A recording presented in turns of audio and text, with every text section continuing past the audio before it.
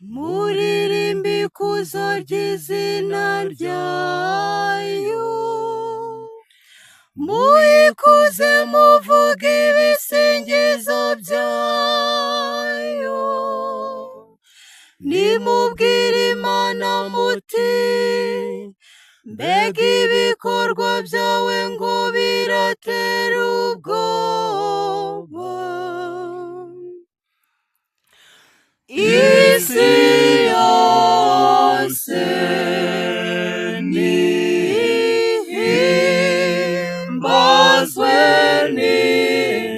n'Imana, isingize izina ryayo.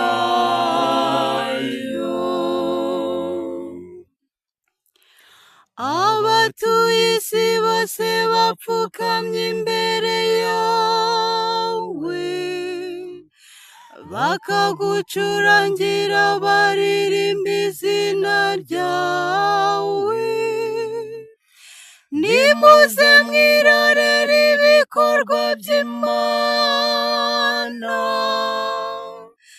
y'abantu batinyira imyato.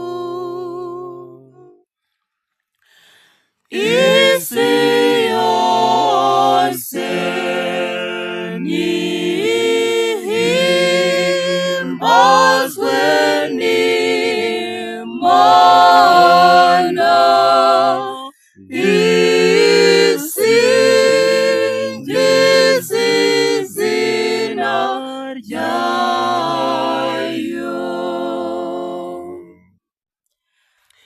Yahinduye inyanja ubutaka bw'umutse,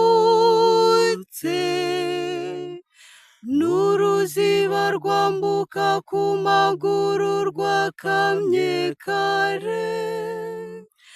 Niyo mpamvu tuyigirira ibirori ku bubasha bwayo, iraganje ubuziraherezo.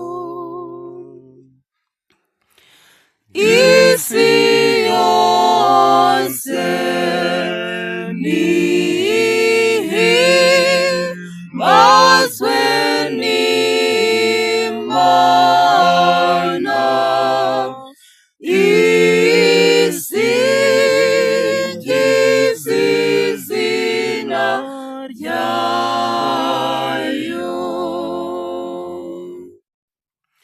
Abubaha Imana mwese nimuze mwumve, mbatekerereze ibitangaza yankoreye. Imana iragahora isingizwa, yitirengagije isengesho ryanjye, cyangwa ngo ireke kungirira ubuntu. Isi yose nihimbazwe n'Imana,